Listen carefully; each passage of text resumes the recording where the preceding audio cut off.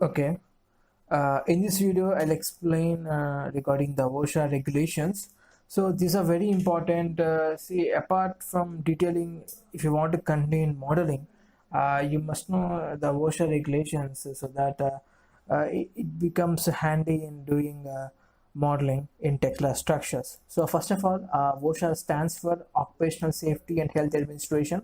So the main requirement is it helps in erection safety, design safety, joist safety, staircase safety, ladder safety. Okay, and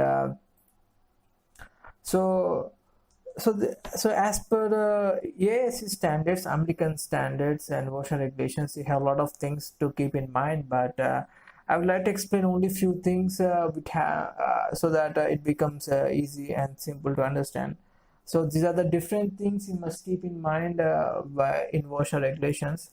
One is base plate, column regarding columns, beams, deck, joist, bracings, snagging hazard, rollover protection, critical lift, tripping hazards, erection aids, and sequence. So these are the different things we have in OSHA, and but you can just follow a few things like base plate, column, beam, deck, joist. So these are the important things you must keep in mind so that it becomes simpler. So first thing is base plate. So as per OSHA regulations, the minimum 4 holes we must provide, or 4 anchor rods we must provide, and holes in the base plate must be oversized for structural stability and adjustment purpose. So as you know that holes in the base plate must be oversized just for the structural stability purpose, and also we must mention the leveling device and the leveling method, what we are following for the particular situation. And most important thing is, if base plate exceeds 24 inches, we need to provide 1 grout hole. So these are the different things you must keep in mind while doing a base plate model. Okay, and next important thing is column. So in column, whenever you are detailing in model, you don't detail any orientation mark or face direction, anything. But while you are doing detailing, definitely we must mention the orientation mark and face direction. So the face direction may be south or east, and the orientation mark must be at the bottom left. This is the most important thing you must keep in mind. The orientation mark must be always at the bottom left. And also, moreover, you must provide the protection holes. So the protection holes will be at 1 feet 9 inches from FFE. So FFE stands for finished floor elevation. Keep in mind, FFE stands for finished floor elevation. So see, as per this, you must remember few standard abbreviations, so that they'll be handy in understanding this. So the column must have protection holes, one at 1 feet 9 inches and one at 3 feet 6 inches from finished floor elevation. So these safe protection holes, these protection holes are provided on every floor. Okay, and column splice should be of 4 feet from finished floor elevation, so that the erection is safety. So what do you mean by column splice? So whenever we are going to attach, whenever we are going for a high-rise structure, if you want to attach to a column one above the other, we go for column splice. So that the column splice should be of 4 feet from finished floor elevation. The meaning is the second floor, whenever you're going for column splice, the height from the other floor must be 4 feet, so that he can do the column splice arrangement and all.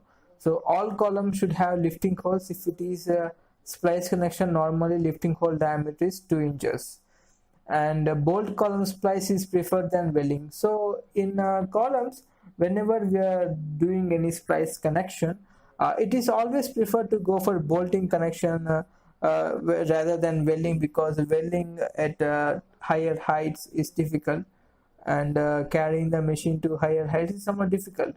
And most probably the column height is a maximum 40 feet.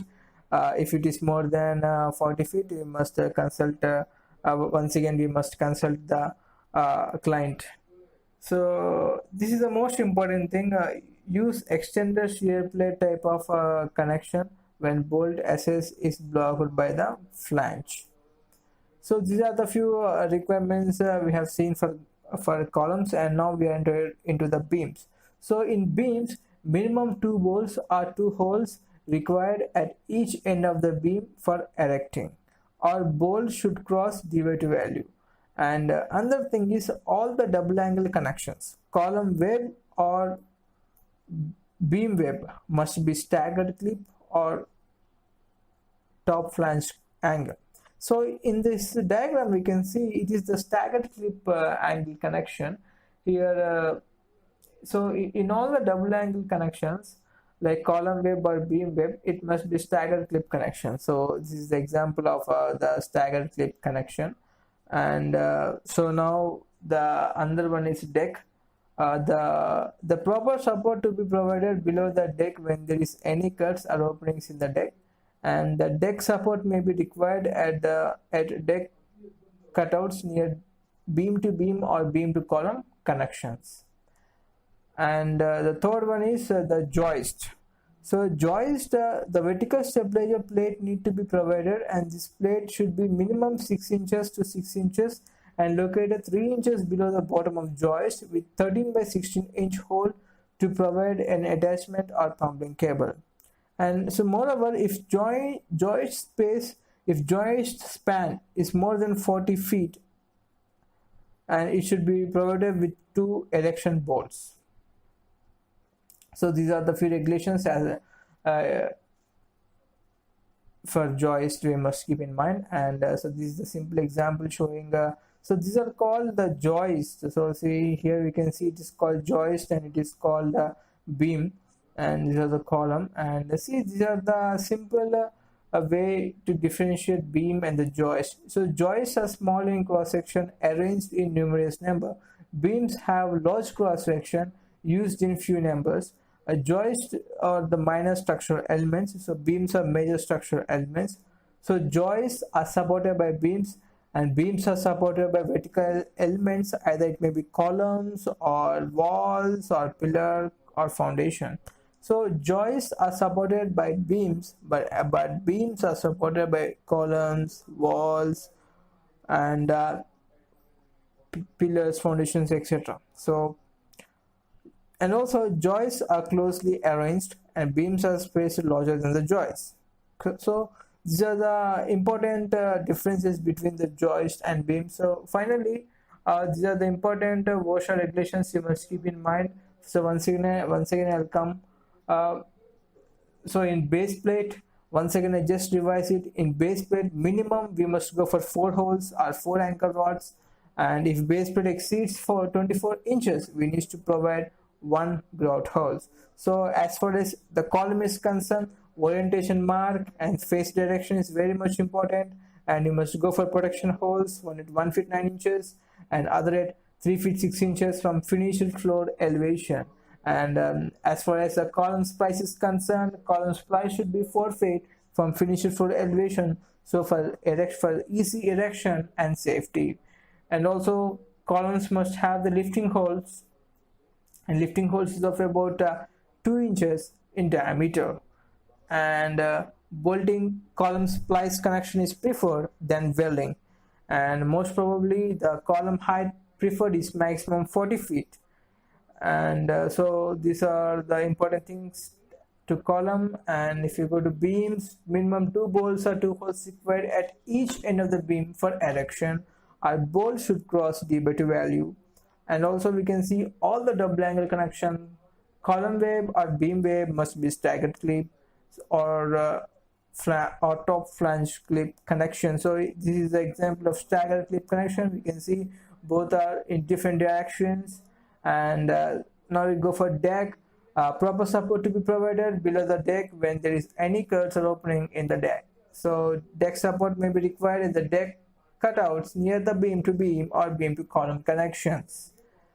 And also the joist means the joist, it must be provided. The vertical stabilizer plate need to be provided. This plate should be minimum 6 inches to 6 inches and located 3 inches below the bottom of joist with 13 by 16-inch hole to be provided, and attachment are plumbing cables. So these are the important things you must keep in mind for OSHA regulations.